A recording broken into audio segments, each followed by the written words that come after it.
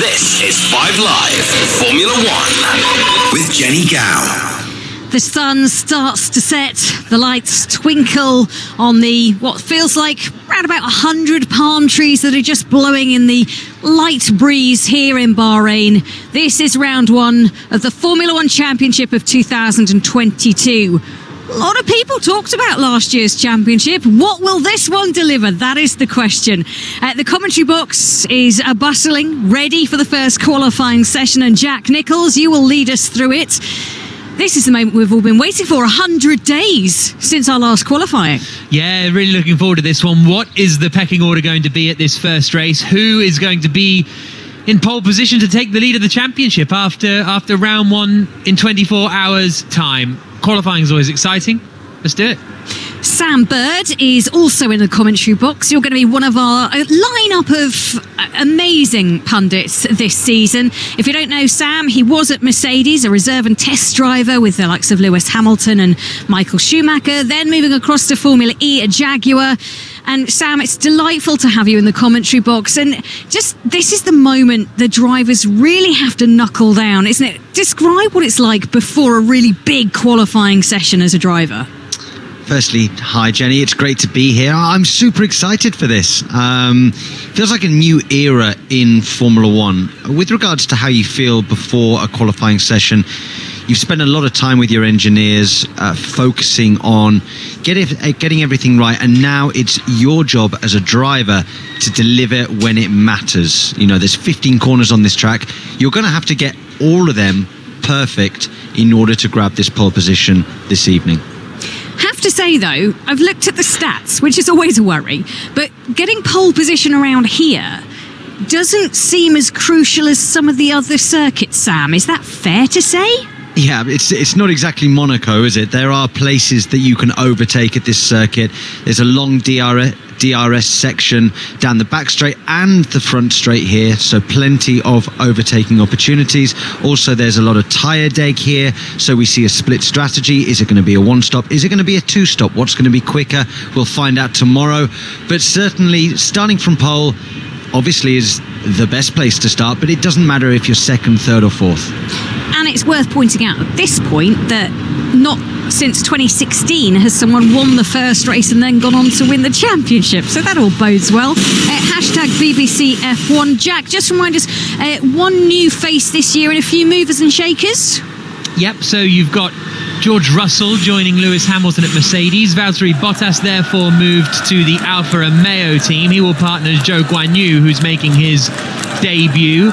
Nico Hülkenberg is in at Aston Martin, replacing Sebastian Vettel this weekend because Sebastian Vettel got COVID. Nikita Mazepin lost his seat at Haas after Russia invaded Ukraine, and so he has been replaced by Kevin Magnussen, who's returning to the Haas team, and Alex Albon is replacing George Russell at Williams, and he will be alongside Nicholas Latifi. All the other teams are the same as last year. Oh, well done. It's almost as if we rehearsed that and we totally didn't, but you nailed it.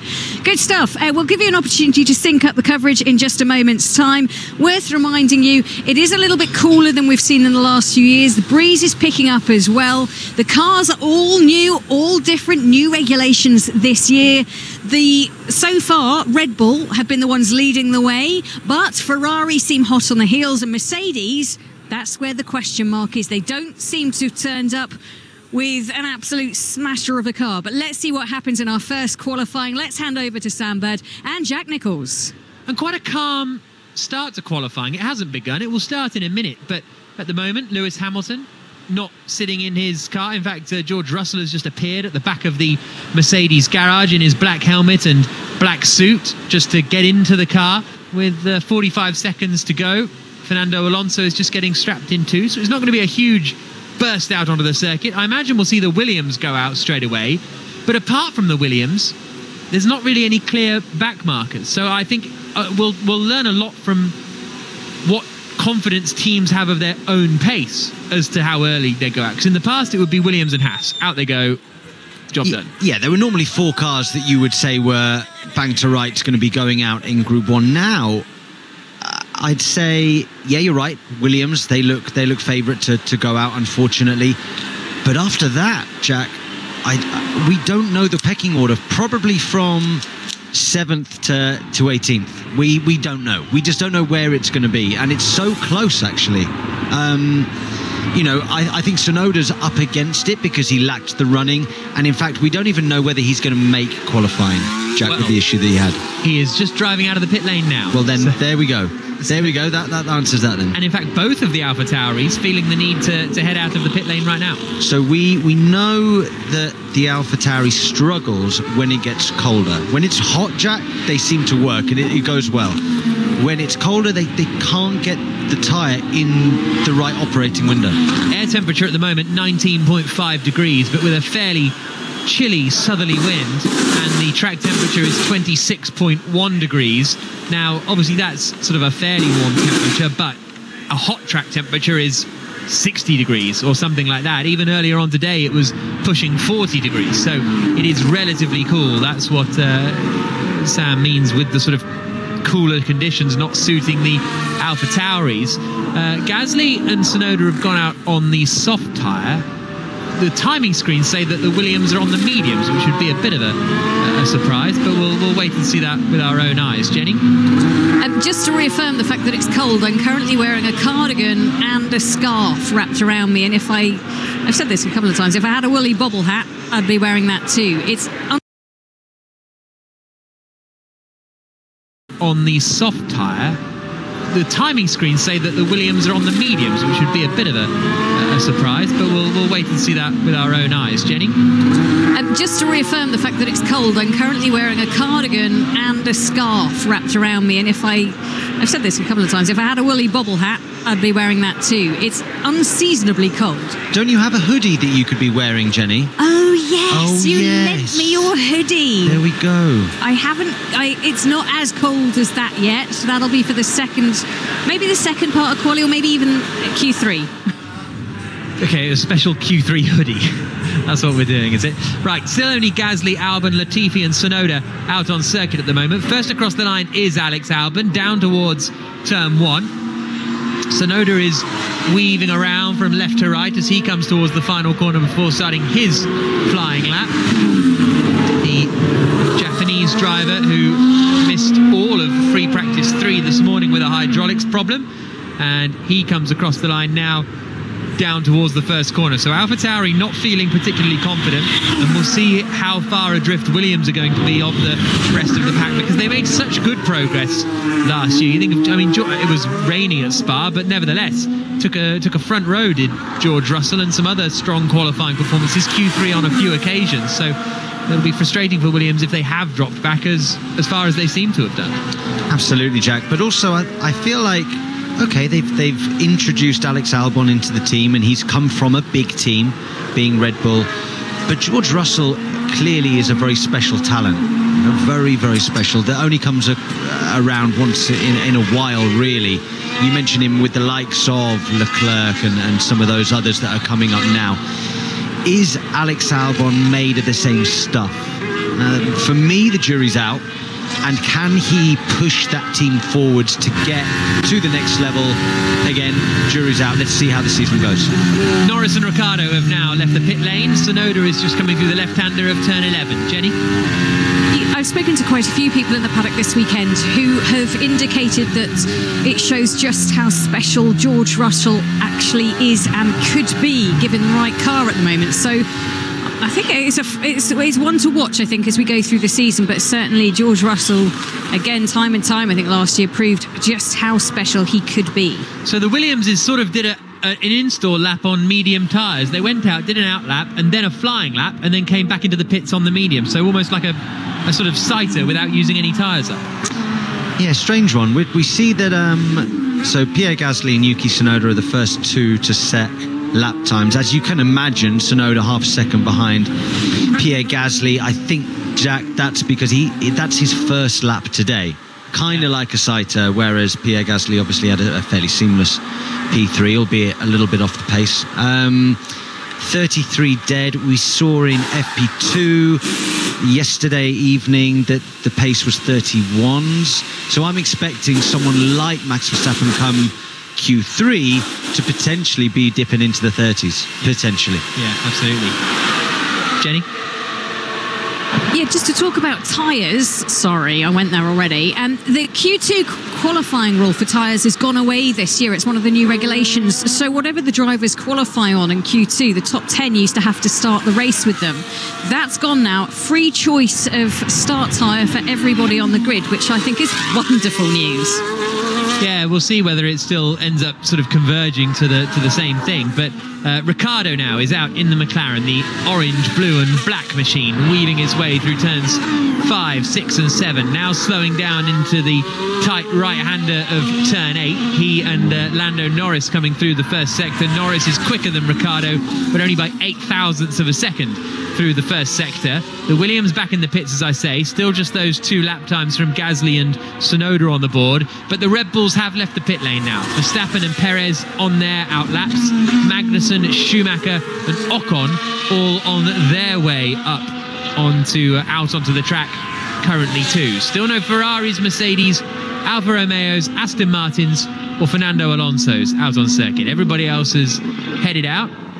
After the middle sector, Norris has got, it's got 4/10 on Ricciardo after the middle sector here.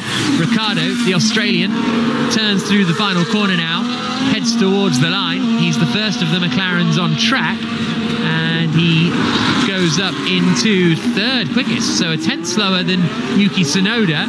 Lando Norris, on the other hand, goes second. So 1/10 slower than Gasly, but ahead of Tsunoda. So the 4 times so far, Gasly, Norris, Tsunoda and Ricciardo in that order. But Max Verstappen has just done the fastest sector 1. Interesting, we were speaking to Lando earlier, and he said that it was the slow speed stuff where they were struggling. Yet on that lap, it's kind of the slow and tight and twisty stuff that they weren't too bad. He's just gone on purple the middle sector. Okay, we expect Max Verstappen to now crush that middle sector time, but Sector 1 and Sector 3 were the ones where he was struggling, which are typically a little bit quicker, and it's the tight and twisty Sector 2 where he was quick. Well, Verstappen is coming down towards the final corner. Both of the AlphaTauris are back in the pits. We'll see whether McLaren decide to go back in the pits or try another run on these tyres. I thought Verstappen was getting sucked into the curb on the exit, but he kept it together, and he does a 1 minute 31.909. So Verstappen immediately, with the first lap in qualifying, does the fastest time of the weekend. His teammate Sergio Perez has gone quicker than Verstappen in the middle sector. He was half a second slower than Verstappen in Sector 2 in practice earlier on. He has got wide coming out of the final corner and may have done track limits. Comes across the line, goes second fastest, almost half a second away from Max Verstappen, but we'll see if that lap time stands. Well, according to the FIA, the white line is the track limit. He's clearly gone over the white line, but also, Jack, that's not quick. Yeah, we're going out there is just not. It's not the optimum line. Jenny. Yeah, just spoken to Williams. They say their little run out was a cycle lap, just part of the plan, getting a feel for the circuit. They haven't made any major changes from the last session to qualifying. Just a few little bits and pieces they're trying, but it was just to try and give the guys a feel for conditions out there. For those of you syncing up with the telly, we've got 10 minutes to go. 9 minutes and 55, 54, 53, 52 seconds. Bit of a cue for Esteban Ocon to navigate as he came down the back straight into the final corner. A little bit of traffic, but he got past it fairly swiftly, and Ocon goes up into third place. 7/10 slower than Max Verstappen, but ahead of Gasly, Norris, Tsunoda and Ricciardo. It's now just the 2 Mercedes that are in the pits. Kevin Magnussen, who's only 3/10 down on Max Verstappen after the middle sector here. This is a decent lap from Magnussen. He is loving his life back in the paddock, isn't he? Dare I say, Haas have got quite a good car. Dare I say it? Let's see what he does over the timing line. Wow, that's really good. He's done a good job. Splits the Red Bulls, Kevin Magnussen, and Mick Schumacher goes just 2/10 slower than Sergio Perez. Now, whether the Red Bulls have got their car fully turned up at this point in time, we'll have to wait and see. But the Hasses ahead of the Alpines, the AlphaTauris, and comfortably clear. I also think the track is cleaning up. The session before was with Porsche Super Cup. Typically, when they've been out, the track then gets a little bit dirty. They drag a load of dust onto the circuit. Now the track is ramping up again. Everybody's putting in purple sectors, green sectors now. So for sure that time of Verstappen's won't stand. The track will get quicker and he will have to go out again. Bottas has now gone second fastest, 100th slower than Max Verstappen. Bottas now driving for the Alfa Romeo team, and Charles Leclerc has done the fastest first section. In fact, he's half a second up on Verstappen here. So as Sam says, the lap time's just tumbling, and especially with these evening sessions when the track evolution is so big, it almost becomes a bit kind of like a wet weather qualifying where you've really got to be last across the line, and track position is so crucial. Here comes Charles Leclerc in the Ferrari, fastest by 0.4 of a second, a 1 minute 31.471. The McLaren comes over the line. That is Lando Norris. Sainz now goes second quickest. Norris, I think, was starting his next lap, so he didn't. He did another lap, but was 0.2 slower than he managed previously. No improvement that time from Norris. 7 minutes and 40 seconds to go. Leclerc quickest, Sainz second, third for Verstappen, and we're going to get our first look at Mercedes now with Russell on track. Absolutely, they've both registered no times yet, so this is their first venture into qualifying for 2022. George Russell coming up to turn 4 now, braking, no porpoising seen there. He keeps it within track limits just about. Ferrari in the way, negotiates him fine, but 4.5 tenths down in sector 1. Yeah. Hamilton is only 2 tenths down in sector 1. Jenny? Yeah, I was just looking at the record books for Haas. Just to let you know, their best ever qualifying was in 5th and 6th in Germany 2018. So that's what we're looking at for Haas. Can they beat their best ever? Yeah, they've had a couple of 5th places, haven't they? I think Melbourne, they've had a 5th on the grid. Austria, Kevin Magnussen put in a great lap for be 5th on the grid, but I think then he got a penalty or something and that dropped him back. I think we're getting a little bit ahead of ourselves seeing Kevin in P5 right now. Look, a lot of people still hadn't done a time when he got up there. I think anywhere inside the top 10 would be quite remarkable given where they were last year and given the troubles that they've had. It's just nice to see, firstly, him back and also see that they are more competitive. 6 minutes and 20 seconds to go. Here comes George Russell into the final corner at turn 13 in the silver Mercedes, drives towards the line, and he's got Hamilton pretty much right behind him as they cut the timing beams. Russell goes 8th quickest. Lewis Hamilton goes 5th quickest, slower than Valtteri Bottas, his former teammate in the Alfa Romeo. Can Bottas out-qualify the Mercedes in his first race for the Alfas, which would be quite something? Pierre Gasly out of the final corner now, and he jumps up into 7th position. So everybody now has done their runs. There's going to be one more run for these drivers, and the order is thus: Leclerc, Sainz, Verstappen, Bottas and Hamilton, the top 5. Magnussen, Gasly, Alonso, Perez, Russell, the top 10. Schumacher, Ocon, Joe, Albon and Norris are the 15 drivers that would advance through. The 5 drivers as it stands that would be eliminated: Stroll, Hulkenberg, Ricciardo, Tsunoda, Latifi. Jenny? Yes, I was just going to say I found it quite interesting to watch the 2 Mercedes out on track. Lights now really shining down as we've almost lost all of the sunlight. We go into night time and the moon almost full, but they sent them out kind of one after the other. So it was George Russell that went out first and then Lewis Hamilton. By the time they crossed the line, there wasn't much of a gap. At most, I think it was about 7 or 8 seconds as they were going around the lap. But I just wonder if they've spotted something that maybe Russell can help Hamilton, or if you've got one of the cars in front, it just disturbs the air slightly less. I'll keep an eye on it. Yeah, maybe Hamilton's getting a bit of a tow from Russell, potentially, because that sort of 6-7 seconds is the kind of peak slipstreamy window. So maybe that's what Mercedes are doing. Hamilton 2 tenths quicker than Russell. So on the soft tyre then for both Mercs, that porpoising looked terrible again. Like, it looked like it was a lot better in FP3. We thought, oh great, they've done a bit of work overnight. It looked like a stiffer base of a car, and they looked more competitive. Come the evening session, cooler temperatures, and it's come back. I mean, George Russell looked like he was bouncing around going into turn 15 terribly. But Hamilton in the Mercedes is 1,000th of a second quicker than the Haas. I mean, I know we're very early days and all of that, but that's the top team and the bottom team, really, from last year. That's what new regulations can do, really mix it up. We're seeing a replay right now of Sergio Perez going wide, as we saw out of the last corner. Did they delete that lap they time? haven't. They don't appear to have deleted any lap times. So we'll try and get to the bottom of that, because they said that they were going to be enforcing track limits, but yet the couple of lap times we've seen that were, let's say, illegal, do not appear to have been deleted in any way. So, like I say, see what happens. Are there many corners in Bahrain where going wide does actually help? Maybe four? I would say turn 4. I would say turn 4, and that's it. Maybe turn exit of 2 into 3. You could climb the curb and shortcut this corner a little bit, which then makes turn 2 radius a little bit more open. But apart from that, no, there's nowhere else really where you can get help. Out of turn 8, the curb is very, very aggressive, so you can't run wide there. Turn 10 the same. You don't want to get on the dust, because then you'll have dust all over your tyres going into 11. George Russell improving his lap time now deep into sector 3, approaching 14-15, brakes well, car to the apex, using all the road available on the exit. But what's it going to be, Jack? So Russell across the line. He's gone out fairly early on this one, and he's 5th quickest. So he's the first driver to do his kind of final lap, as it were, or final run. But presumably he's now going to have a cool down lap and go for another lap on those same tyres. And he appears to be the only driver doing that.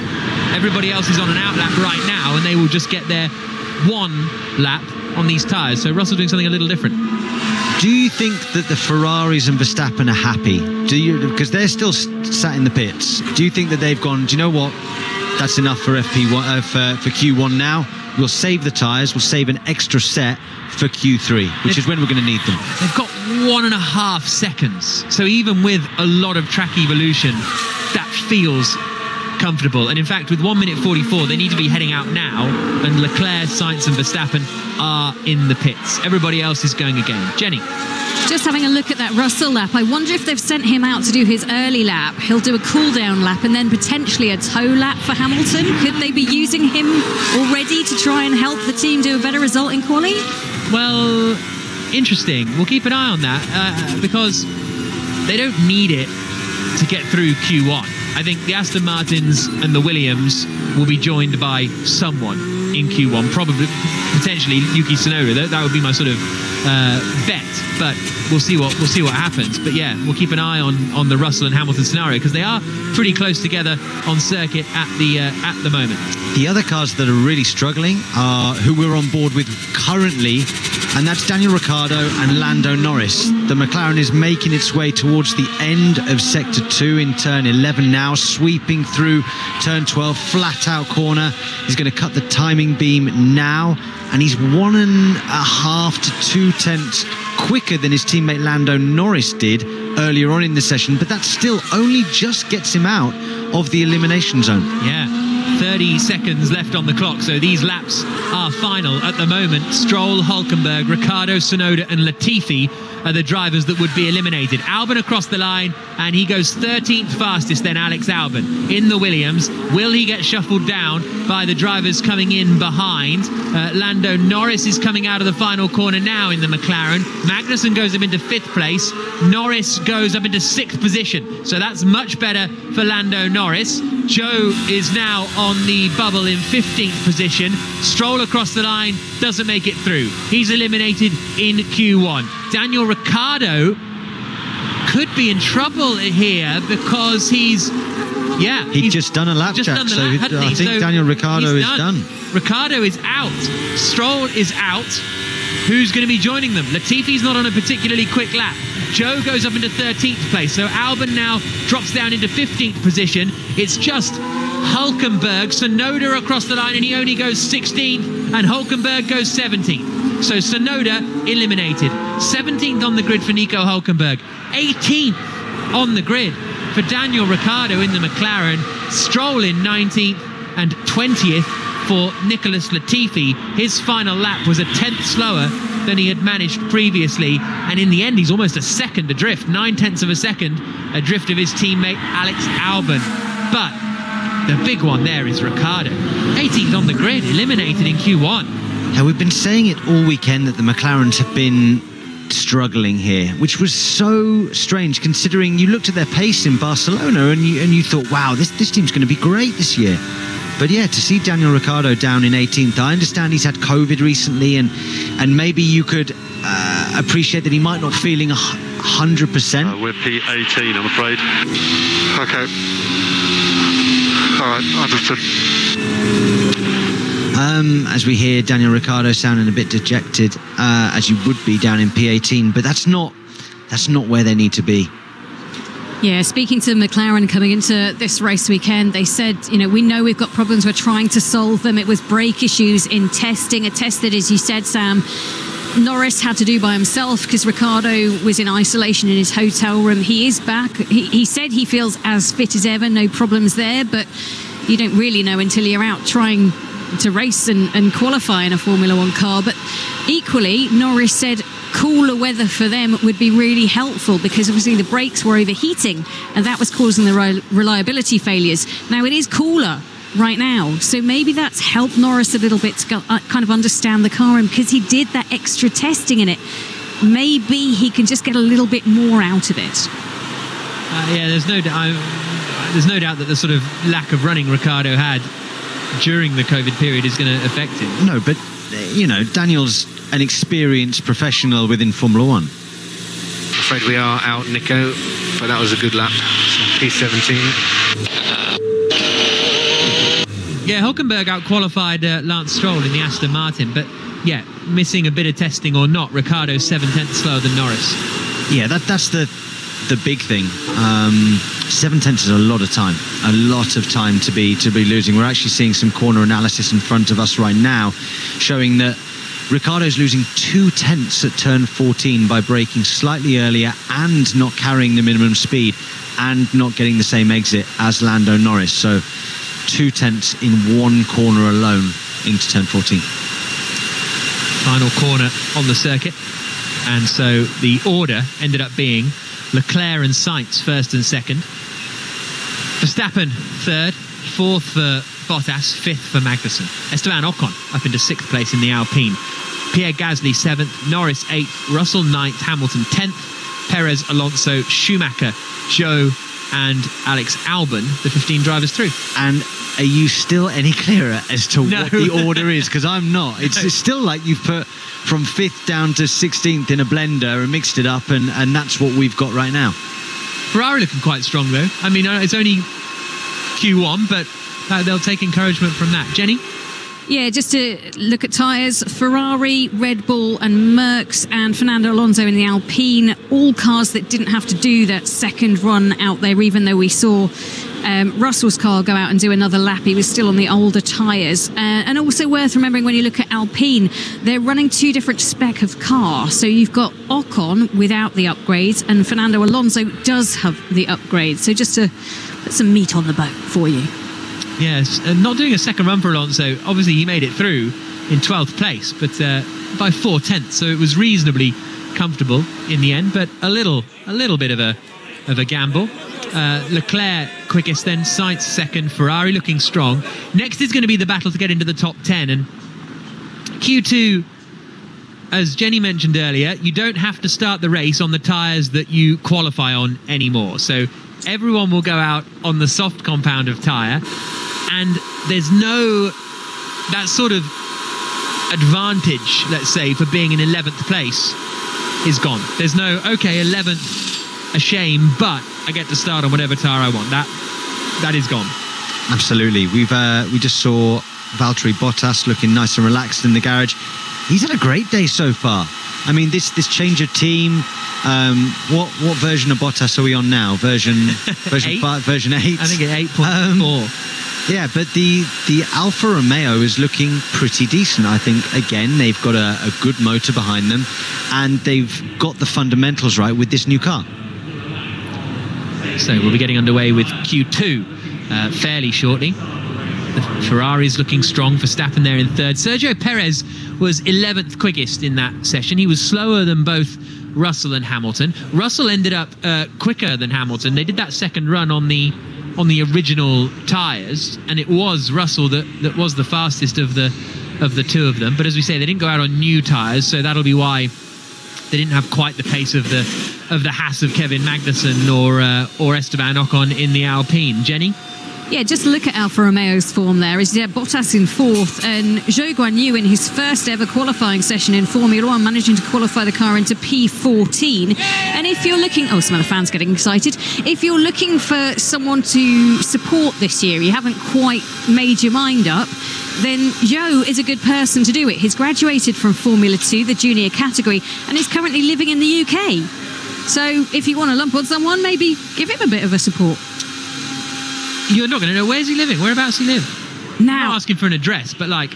I think he's spent quite a lot of time. I could be wrong on this. Sheffield, he has spent time in, but now he's come down south a little bit.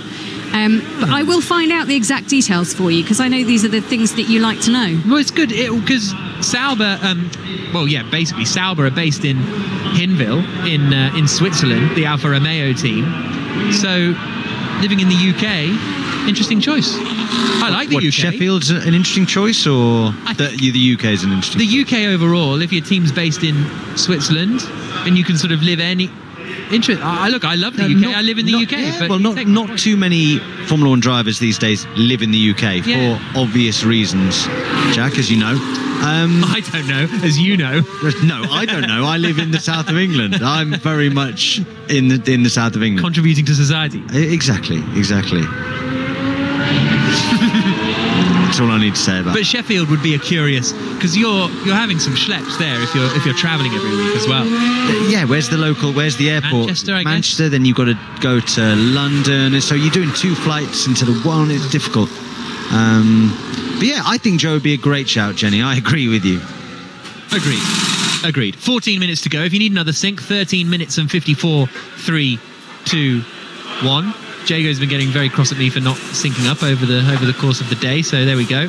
And Alex Albon has gone out in the Williams. Decent job from Albon actually to get out of Q1. And the gap between himself and Latifi, that was its largest it's been all weekend. We've actually seen Latifi match him for pace in every other session, but when it mattered, we have to say that Alex Albon stepped up to the plate and delivered a good lap there.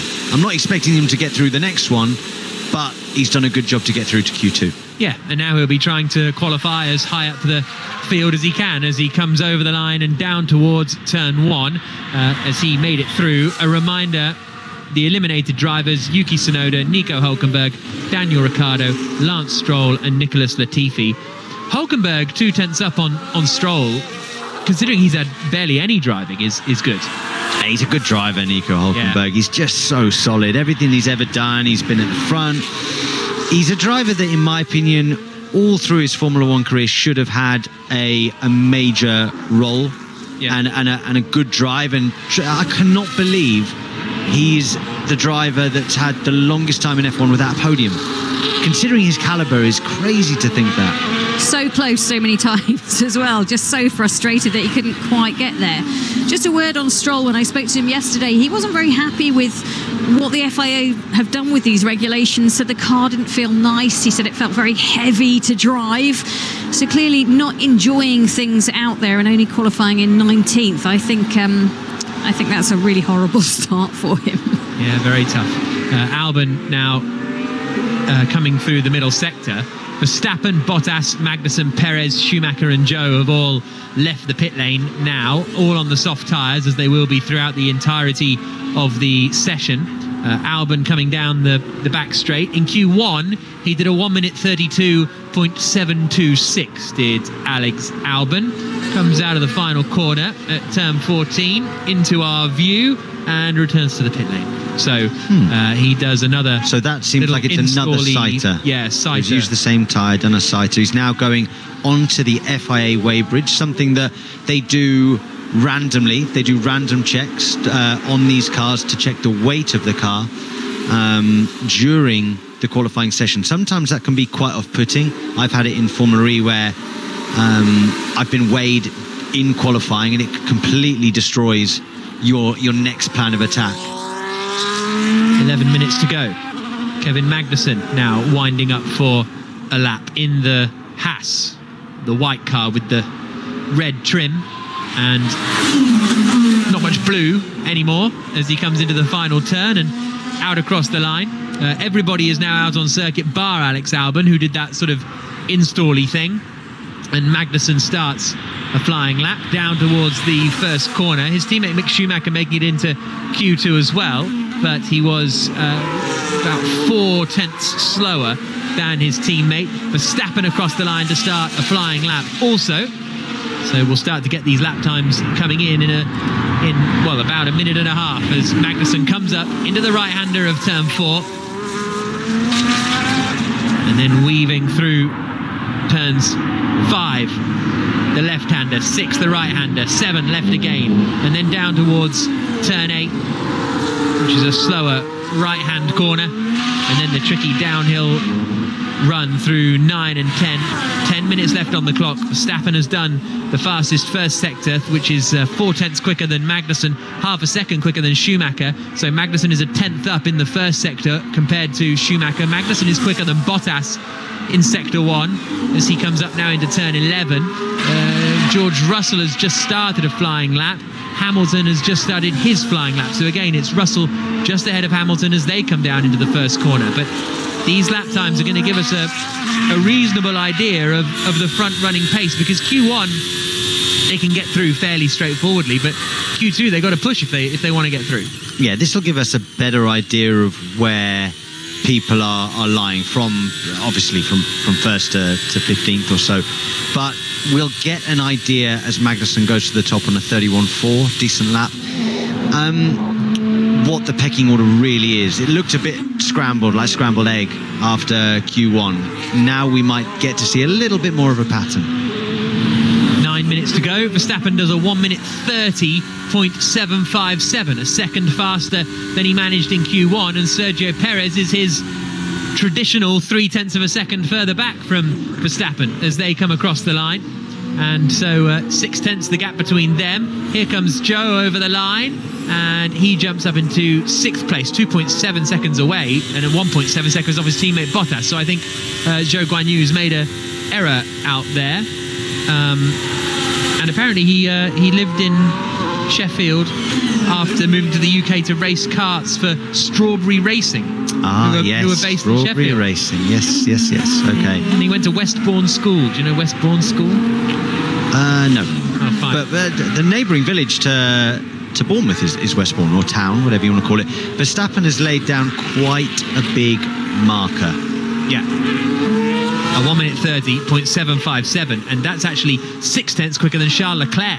Leclerc's just come across the line, managed to pip Sergio Perez, but only goes a tenth quicker than he managed in Q1, Charles Leclerc. So you would think with the amount of track evolution since his first run in Q1 and this run now, I would have expected a little bit more time to come for Leclerc than a tenth of a second. So that suggests it wasn't an ideal lap. So what does Verstappen do now? Because he's clearly in a different world right now to everybody else.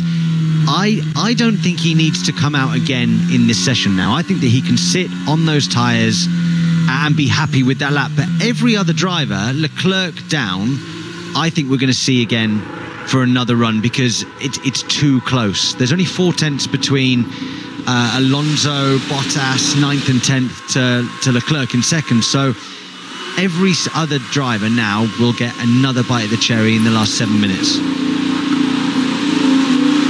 Verstappen quickest. Second for Leclerc. Third for Perez. Fourth for Magnussen.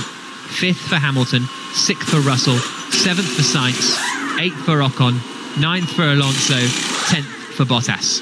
Eliminated would be, at the moment, Schumacher, Norris, Gasly, Zhou and Albon, as they all return to the pit lane now. Sainz was a second slower than Max Verstappen.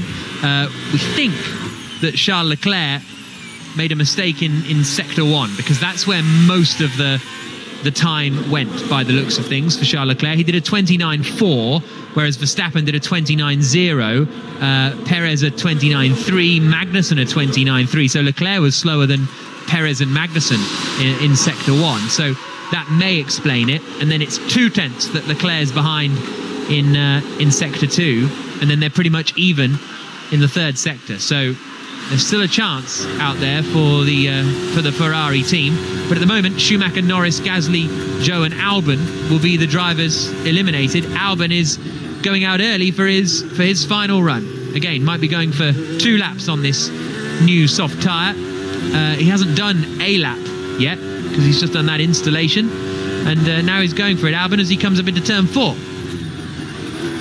His benchmark is a 33.3 that he's got to try and get at the moment to get ahead of Zhou, who's in front of him. Comes through the first sector, half a second down on Max Verstappen. And it's not a bad first sector, actually. It's sort of in the Schumacher-Norris region for Albon, although they have to run again.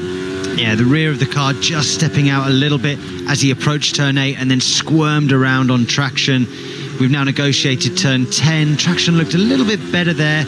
Brake bias will now go forwards again, ready for turn 11, because you traditionally go rearwards for turn 9 to 10. Braking in a straight line, get the apex a little bit loose at the rear and then squirming around again. So it looks like the Williams has a good front end, but the rear can't follow right now in these conditions. Nearly 6/10 down after 2 sectors. So right now he'd be looking at P7, P8, 1 sector to go though. Here comes Albon into the right-hander of turn 13. Out across the line. And it is going to be up into 13th for Alex Albon. So 4/10 loss to Verstappen in the final sector alone. And so it's Albon 13th, ahead of Gasly and Zhou, but they're going to go again.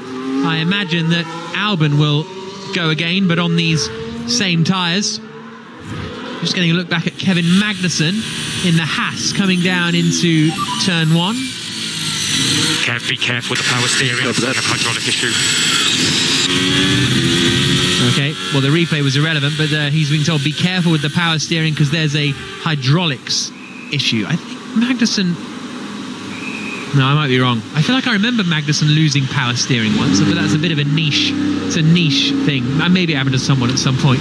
I had a power steering issue at Le Mans in the Ferrari in qualifying, where the line snapped for some reason in between Indianapolis and Porsche corners, and I tried to turn into Porsche. When did you know? When I tried to turn into Porsche, which is not, if anybody knows the Le Mans circuit, Porsche corners is not where you want to find out that you physically can't turn a GT car into a corner. Somehow I didn't go off, I didn't make the gravel, but God, it's not fun when the power steering goes in these cars. They've certainly had plenty of reliability issues that have cost them big points before at Haas, and it was normally to do with tyres. Well, thanks everyone. It was, I'm really happy. Thanks for the help. Feels really good to start off like this. There's a polite message from Albon on the radio thanking the team, so maybe he's not going again. That was his run. Do carry on, Jenny. Yeah, do you remember they kept losing their wheels? So was it Silverstone they lost a wheel there? It was Melbourne 2 years in a row. Yeah, they lost big. Was it even a podium option or chance for them? Yeah, they were up to 4th and 5th, I think, Jenny, and it would have been their best result, and then 2 years in a row that happened. Heartbreak. So let's hope reliability. I mean, reliability will be a massive issue this weekend. These cars are so new in their lives. Let's see. But for those cheering on Haas, they'll hope that the problem doesn't come back. So Albon back in the pits. That was his run. He just did it early. Verstappen still in the pits. Magnussen still in the pits at the moment. Well, he's just reported that. He's just reported that hydraulic issue. Yeah. So maybe that's the last we see of him, which would be a shame. It would be a real shame. So if that came sort of on the in lap or something, and now they can't get him back out, we'll keep an eye out on the Haas. Charles Leclerc is coming up into the first corner. Now, he was 4/10 off Verstappen on his first lap. How close is he going to be this time? He's still 3/10 off. And no real clear or obvious error for Leclerc. So not particularly quick through sector 1. And that's where his lap time seems to be slipping away a little. The sound you can hear is the Ferrari engine coming down into turns 9 and 10. Carlos Sainz, I think, has just done a pretty good first sector. Yeah, pretty much matching Verstappen and 3/10 quicker than Leclerc. So I'm not sure what's going on for Leclerc in sector 1, but he's struggling there a little bit. He's now coming up to turn 11 where he's had 2 spins this weekend. No such trouble today as he gets on the power and starts to crest the hill. How far away is he from Leclerc after the middle sector? He is Leclerc from Verstappen after the middle sector. Still 3/10, and at the moment the eliminated cars will be Schumacher, Norris, Albon, Gasly and Zhou. The order of the top 10 is Verstappen, Leclerc, Perez, Magnussen, Hamilton the top 5, Russell, Sainz, Ocon, Alonso, Bottas the top 10 as it stands, but the lap times are coming in now. Expect Sainz to pop up to P2 at the end of this lap, Jack. Leclerc goes into P2 or remains in P2, does the fastest final sector of anyone and claws in quite a little bit of time, but the previously advertised Carlos Sainz slots into second place, 300ths slower than Max Verstappen, quicker than his teammate. Verstappen is still in the pits and not going back out. Magnussen is definitely not going back out. Bottas only goes up into 8th place. Fernando Alonso goes up into 10th place in the Alpine. He's at risk at the moment. Lando Norris can only go 12th, so he won't be going through. Nor will Zhou Guanyu. He's in 13th place, so it's just... And Schumacher's pitted. Schumacher's been off in the middle sector. Maybe a mistake at turn 11 for Mick Schumacher, and Gasly is going to be the last driver that has a chance to get into the top 10. Schumacher is out, Norris is out, Albon is out, Zhou is out. Where will Gasly finish? As he comes through the middle sector, he is done a reasonable middle sector, Pierre Gasly, a 39.3, quite a few tenths slower than Alonso, so I think it's going to be tight for him. Hamilton goes up into 5th position for what it's worth. Gasly comes into the final corner now of 14 in the number 10 car, gets on the power, backslides a little bit. Is this enough to put Gasly into Q3? It is. Up in a 9th place for Pierre Gasly in the AlphaTauri. Good lap from the Frenchman, so that means Ocon eliminated in 11th, Schumacher eliminated in 12th, Norris eliminated in 13th, Albon 14th in the Williams, Zhou 15th in the Alfa Romeo. Wow, interesting. Good lap from Gasly, considering his teammate Tsunoda was out in Q1. Yeah, solid lap, but you've come to expect that from Pierre now. He had the difficult time at Red Bull. He's gone back to what was Toro Rosso, now AlphaTauri, and he has absolutely excelled, Jack. It's driving superbly. He's the team leader. I think he's comfortable with that. He is a driver that deserves a big seat now. It's just, where will that come from? Where's the next opening for him to grab that next big seat that's on the market? Do you think that? Do you think a big team would have faith in him? Because I get what you're saying. I think he's matured. I think he's a different person to what he was then. And let's face it, sometimes as we go on board with Pierre. P9. Wow, he seems quite surprised by Q3 appearance. He's happy with that. I think he's a different driver to what he was back then. And also, that second seat at Red Bull is quite a tainted seat sometimes. Like, we even see Sergio Perez struggle against Max Verstappen. He is not the easiest guy to go up against. It's very easy to look bad in that respect. Where do you end up? P12? P13. Oh, lovely. All right, well, best we could do today. Lando Norris saying best we could do today, P13. Gasly, Jenny? Yeah, just thinking about him and where the future lies. I think a lot of people had linked him with Alpine and a seat there. Then Ocon did his mega 3-year deal with the team. Alonso, it's hard to see they'll get rid of him. He would probably need to walk if the Alpine isn't going to perform this year at some point. But then they've got Oscar Piastri waiting in the sidelines. So the obvious link of Gasly finding himself a nice home at Alpine has disappeared. And I just don't get the sense that he'll ever be welcome back at Red Bull, no matter what he does. I just feel like that ship has just gone now. It's sailed. So, I mean, it would be nice, wouldn't it? A romantic story if he could find himself another place, another top seat, because he's a superb driver, a race winner. I just don't know if it's even doable. Just before we get into Q3, you've obviously, a lot of drivers that have been through the Red Bull system. I don't think were you ever in it? Nope. No. But do you get the feeling that they were sort of largely treated unfairly, or they wouldn't have a career without it, or what? It's a difficult one. It's a tough one. It's tough when they get dropped. It's really tough. Whenever you get dropped, it's tough, but particularly on Red Bull.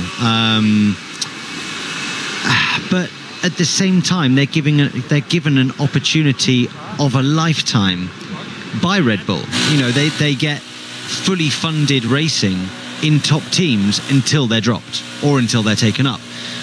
So it depends on how you want to look at it. Do you look at the opportunity that they're given, or do you look at what happens afterwards as being a negative? Fascinating stuff.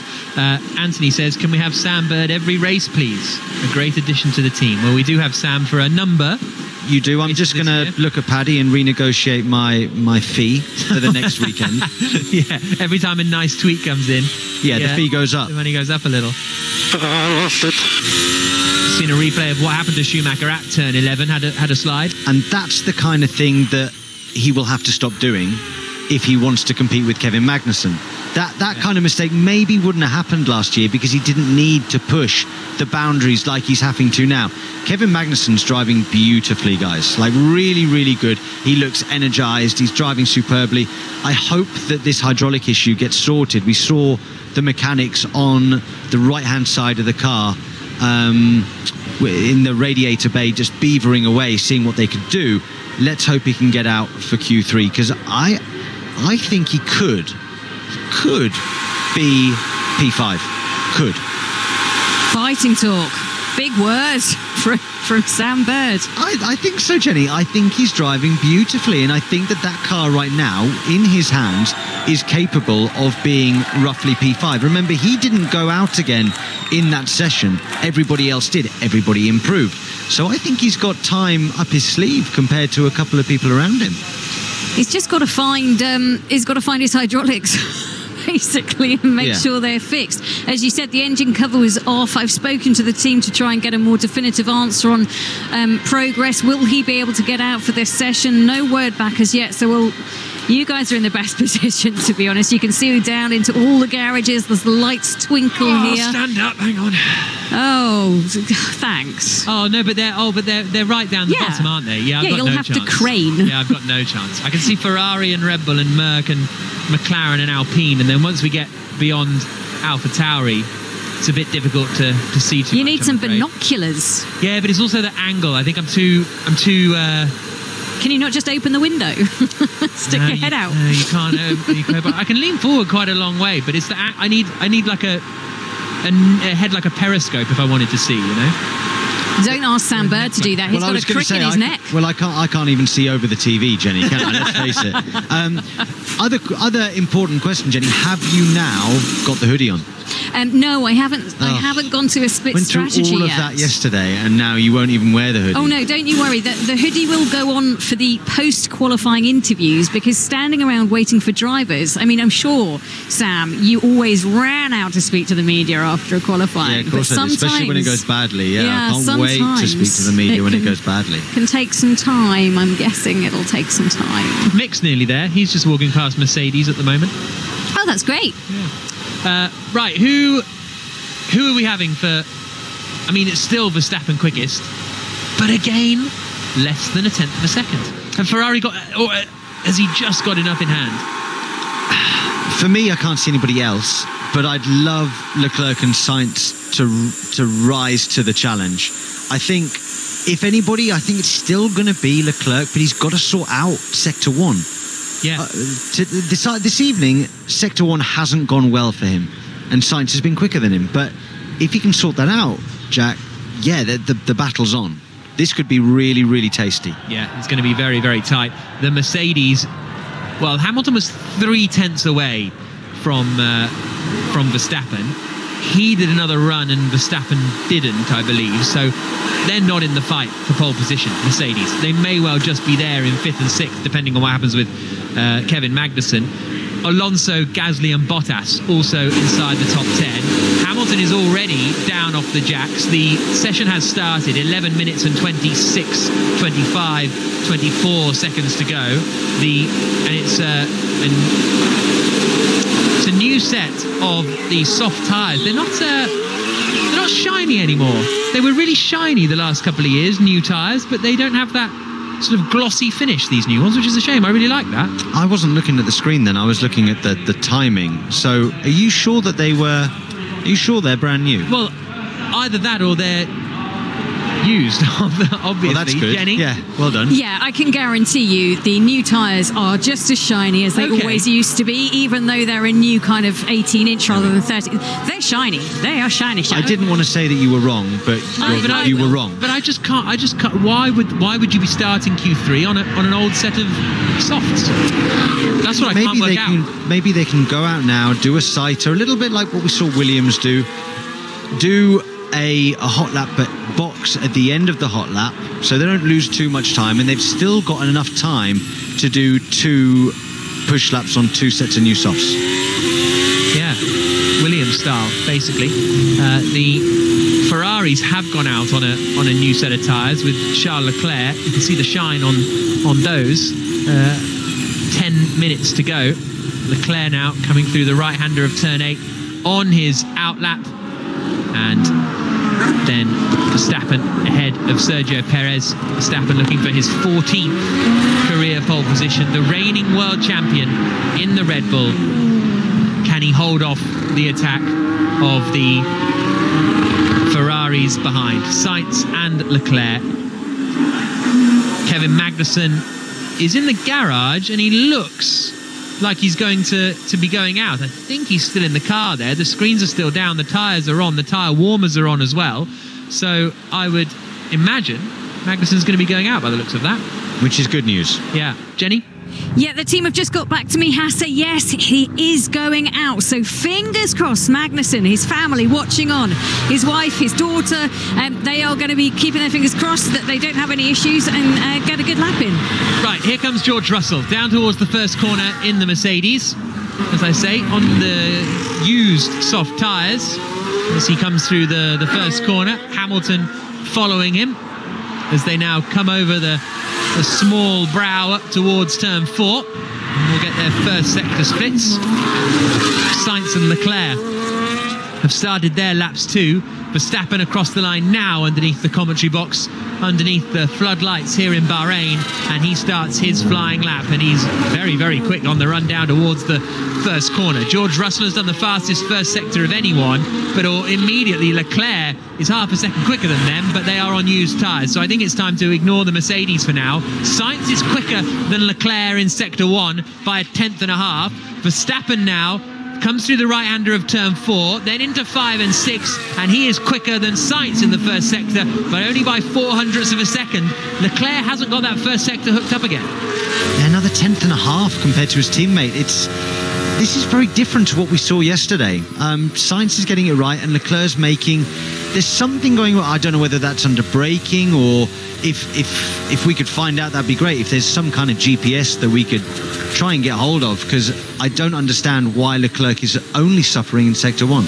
Here they come now through the middle sector. Leclerc is quicker than Sainz, but only by 0.02 of a second. Max Verstappen is about to come through the middle sector now, and he is slower than the Ferraris in the middle sector. I think after 2 sectors, it is Sainz with the advantage. Leclerc quick in the middle sector too, so it's a 1:30.731 for Leclerc. Sainz goes quicker, a 1:30.687, and Verstappen is not beating that at the moment. Here comes the reigning champion to the line, cuts the timing beam, and on his first run he's slower than both of the Ferraris. A 1:30.743 for Max Verstappen, only 0.3 quicker than his teammate Sergio Perez. Ferrari 1-2 on the grid at the moment. Wow, game on. We didn't see this earlier, Jack. We thought that Verstappen had it wrapped and it was going to be delivered to him.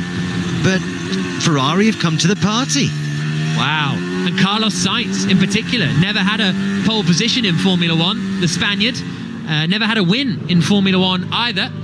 And he's now on provisional pole position for the Bahrain Grand Prix. Here comes Pierre Gasly out of the final corner in the Alpha Tauri. The the Mercedes at the moment 5th and 6th, but they were on old tyres. Gasly comes through and he remains 7th, so he may well have, in fact I'm almost certain he'll be on old tyres as well, because he was a second and a half slower than he managed in Q2. So, but The top three separated by less than 600ths of a second. I'll try that again. Less than 600ths of a second. 0.056 from Sainz to Leclerc to Verstappen. Tight.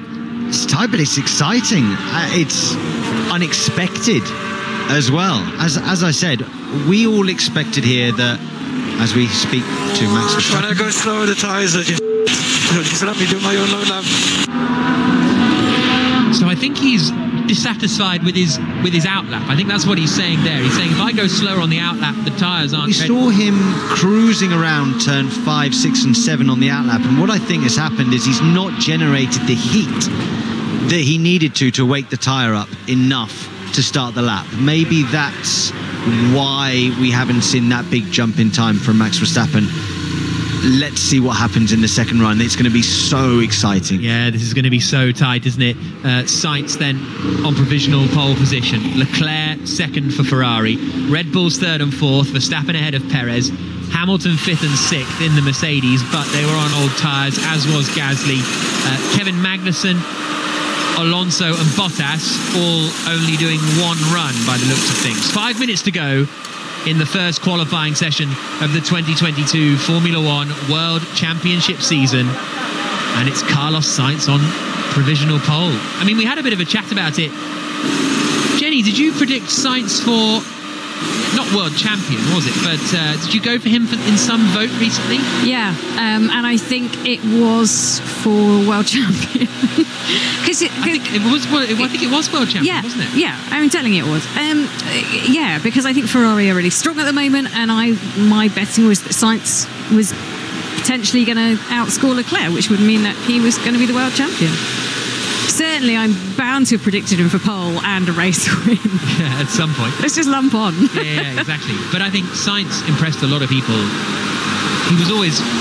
He looked quite good in his junior career, but he didn't look Last year he was phenomenal. I think he was so impressive going into that Ferrari, going up against Leclerc. He held his own, and I think he proved to everybody, he outscored Leclerc. I think he proved to everybody that given the right car, given the right mental attitude, he could do it. And I know it sounds far-fetched, but let's see. Obviously, this is one run into Q3 and we're giving him the championship, but yeah. My point was going to be, in his junior career, looked like a very good racing driver, not a Leclerc, Verstappen, Hamilton level, but no, when he came in, the raw pace, you would say that it wasn't quite there early doors, but what Carlos has, he's got an incredible work ethic. So he's made the move to Ferrari, he's also moved to Italy. He's fluent in Italian, obviously. He works extremely hard with the engineers. I think his understanding of how a racing car works is second to none. It's a little bit, dare I say, Nico Rosberg. It reminds me of that. It's sort of, he has to work at it a little bit more than someone like Charles Leclerc, but he can be the same pace, if not quicker, because of his understanding and his work ethic. Sports Tweet says, let's hope Jenny Gao is as right as she normally is. There we go. Right, cars are out on track for their final runs in the first qualifying session of the season. And the first on track is going to be George Russell in the Mercedes. We haven't seen the true pace yet from Mercedes. It looks as though it'll be 5th and 6th for them on the grid. Just in which order is the question. Can a Magnussen or a Bottas get in and spoil that party? Last on track is going to be Gasly.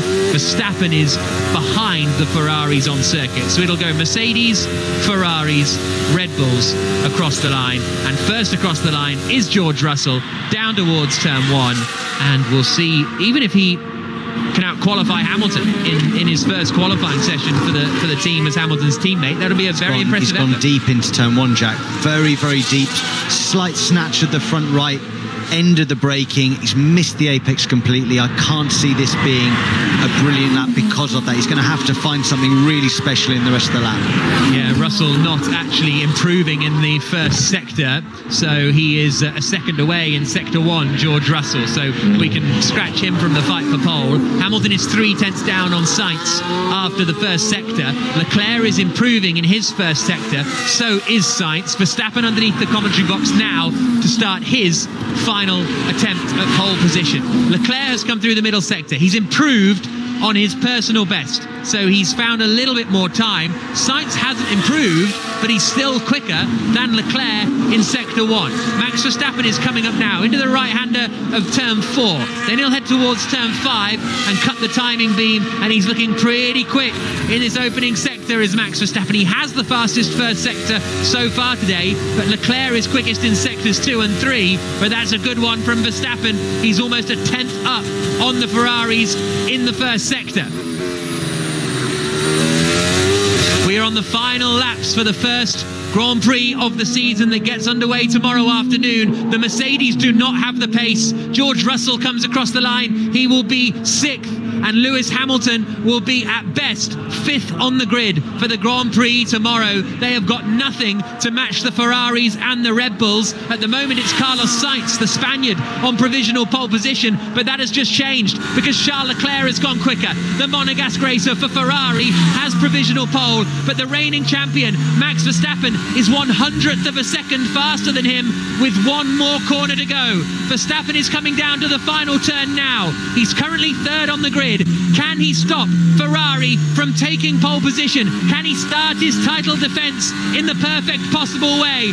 Out across the line, Verstappen, the favourite for the season, doesn't take pole. He misses out. It's Charles Leclerc and the Ferrari team that will start on pole for the Bahrain Grand Prix. Huge turnaround in form for the Italian squad. Leclerc on pole.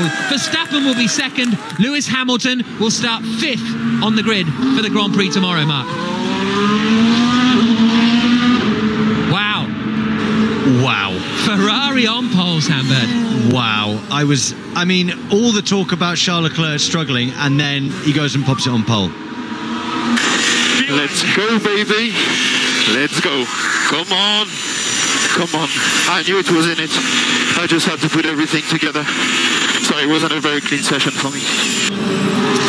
Summed it up, doesn't he, Charles Leclerc? He knew the pace was in there, but it wasn't a clean session from him. Yeah, absolutely. That sector 1 has been his bogey sector, and then he just got it a little bit better. Still not perfect, Jack, but close enough that in sector 2 and sector 3 he did the damage. And so the order is Leclerc on pole, Verstappen 2nd, Sainz 3rd, Perez 4th, Hamilton 5th. Bottas 6th on the grid for the Alfa Romeo team, just slower than his old teammate Lewis Hamilton. Kevin Magnussen 7th for Haas, Alonso 8th for Alpine, Russell, big mistake at turn 1, 9th for Mercedes. Gasly will be 10th on the grid for AlphaTauri. Ocon, Schumacher, Norris and Zhou the top 15. Yeah, good recovery, guys. Want them to find there. If we keep working, we will find it. But it's a good recovery. Difficult weekend. Good recovery from a difficult weekend, says Carlos Sainz. I mean, it didn't look that difficult. It looked like they were fighting for pole position, but you know, they're striving now to be the best team in the world in Formula One. You know, that's where Ferrari want to be. That's where they've aspired to be for so long. And it's nice to see them back at the front. It really is nice. I'm up for this. I'm up for this season. But coming into qualifying, there was always that lurking doubt. You speak to different people and they're saying, oh yeah, it's going to be really tight. But then everyone said it looks close. Okay, all of pre-season testing, it looks close, it looks close, it looks close. Then there were just a few whispers yesterday. Actually, Verstappen's got 6/10 in his pocket that we've not seen. That was the sort of threat lurking. Hasn't appeared yet today, Jenny. No, it certainly hasn't. What a fabulous regulation change. We wanted a little bit of a mix-up, and we certainly have it amongst the top order. And I was just going to say, I don't want to dampen spirits because, you know, that's not very nice, but I will by just saying that only 3 out of the last 10 races here have been won from pole position. but we're not saying we want Leclerc to win from pole and dominate. Well, no, clearly, but I'm just, if people are there going, yay, I just thought I'd just temper things by saying, we should have passing. These cars are designed for better overtaking options. So the race tomorrow, if you thought quali was good, come back tomorrow. Ferrari, Red Bull. I think the Bahrain race has never been won from lower than 4th on the grid. Okay, interesting. Right. Hamilton 5th. Question, Jack. Go. Who's your driver of the day? Driver of the day. It is... well, download the Checker Flag podcast later on. I'll give it to you then. Okay. I'll give it to you then. No, for me... Am I doing that podcast as well? Yeah. Okay, so I can listen to it firsthand then. Yeah, exactly. I'll narrow it down to 3 for you now. Leclerc, Magnussen, Hülkenberg. They're my 3. Okay, mine is different. Mine's Leclerc, Bottas, Magnussen. Okay. There we go. So you don't need to download the podcast. Well, no, you do, because then you find out the answer. In the podcast, we give you the answer. This is great. This is like a tease. And then in the podcast, we give you the actual answer. We're going to hear from our top 3 in a couple of moments' time as Charles Leclerc takes another pole position. Pierre Gasly comes over and gives him a little high five after getting into the top 10. Leclerc, who took a couple of pole positions last year for Ferrari, but they were so struggling on the straights that they had no real chance of keeping there. You think of Baku, for example, and it's a long season, of course, for Verstappen, but it was so difficult to get a read on his... It's just been so difficult to get a read on this battle between the two. So let's hear from Charles Leclerc. He is talking now to David Coulthard after securing pole position for the Bahrain Grand Prix that'll be getting underway tomorrow afternoon. A new era of Formula One, and Charles, the first pole position of the year. What a fantastic start for Ferrari. They're back. Yeah, it feels good. The last 2 years have been incredibly difficult for the team, and we were quite hopeful that this new opportunity for us was an opportunity to be back in the front, and I think we have worked extremely well as a team to find ourselves again in a position to fight for better places. So very happy with today. It's been a very tricky qualifying session. I wasn't completely happy with my driving, but managed to do that lap in the in Q3, and we're starting from pole. So very happy. Oh, very humble as ever, saying you're not happy with your driving. You were the fastest man today. Put us in the cockpit. We have a radically different car. We have different tyres. It's a new season. First time you're running in absolute qualifying performance. How did it feel in comparison? And is there any room to improve? Of course there is, of course. Also from the driving point, it's completely different compared to last year. Testing was very useful for this. I've tried many different driving styles and still need to find the perfect one. So there's definitely much more to come, hopefully, from us. Pace-wise, we've got the first comparison. It's never the same day in history, of course, but we can see the lap time comparisons now with these new cars. We've been talking a lot about a little bit of increase in weight, maybe not quite so nimble at low speed. When it came to qualifying trim, though, what is the feeling? It feels quite good. We were pretty sure that Red Bull was going to be a bit quicker than us, also in qualifying, but yeah, good surprise. It wasn't the case. So now we need to finish the weekend on a high tomorrow. It's not going to be easy. Tire degradation here is the thing, and especially with this increase of weights there this year. No, so we need to focus on that and hopefully have a good race tomorrow. So the message is that today was great, but cautious approach for the actual race pace relative to Red Bull. Yeah, definitely. I will still stay cautious. The pace is there, but the race is long and anything can happen, so we need to stay on it. Okay, Charles, congratulations on opening the season with a pole position. So it looks like Max, you're making yourself available to us before Carlos. Great to see you here in the top 3. Not the position you would have wanted, but what it does is confirm Ferrari do look like your main competitor right now. Was there anything that was left there, or was that pure performance on this day? Well, it's a bit difficult to tell. I think it was a bit of hit and miss. Like Q2 seemed quite good, then Q3 was a bit more of a struggle to get the balance together. But nevertheless, I think, it was all right. I think we have a good car, good race car as well, which at the end of the day is the most important. It was a good day overall. It's a good start, to the new era. You actually seem relatively, let's say, not subdued, but, Charles is talking a little bit, let's see where the race is tomorrow. This is the first opportunity for you all to really exploit the qualifying performance of these cars. So let's see what it's like in your cockpit. How was the balance? How did the car feel with these radical changes? Also not too bad, otherwise you cannot be in this position, So, a few things, of course, to look into, and then we'll try to do better for next time. But, here it's a bit of, you want to be good in qualifying, of course, but you also really want to make sure your car is working for the race, because the tires are really struggling a lot more there, and it's a bit different to some other tracks. But yeah, it was nice, a really close battle with Carlos and Charles, of course, at the end. So they did a really good job over the winter, and hopefully it's going to be an exciting race. You must be disappointed that Mercedes seemed to be off the pace. Very, very. Congratulations on that second place. Now, Carlos Sainz making it a very strong day for Ferrari. Carlos, race drivers always want to be number one in the team in terms of outright pace. Was there any more in your car today, or that was what you could deliver? Well, there was that extra tenth, that Charles managed to extract there at the end. To be fair, I'm quite happy with the progress I've done throughout the weekend. I've been very far off. Really struggling with this car to understand how to drive it, and I've been more than half a second, behind all weekend. And so, to be even fighting for the pole position today in qualifying was good news for me, and to put together a good lap there at the beginning of Q3 and then not managing to extract that last tenth is a pity, but at the same time it's deserved. I think Charles has been ahead the whole weekend, and he deserved the pole position, and the team did such a great job.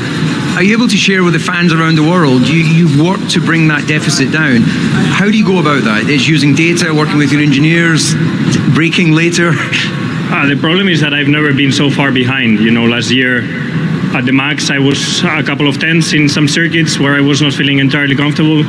This weekend I've had to fight a 7 to 8 tenth deficit from FP1 and having to catch back. I just don't understand the car fully yet, and I'm struggling. I'm thinking a lot while driving, and this takes a bit of space out of my head while driving. But at the same time, I was on fight for the pole position, so I cannot complain too much. They managed to extract that last tenth when it counted, but for how much I'm thinking while driving, I'll take it. Congratulations on today. So your top three, it is Charles Leclerc, Max Verstappen, Carlos Sainz. Who knew that was coming? I'm sure some of you out there did. Let us know if you got it right.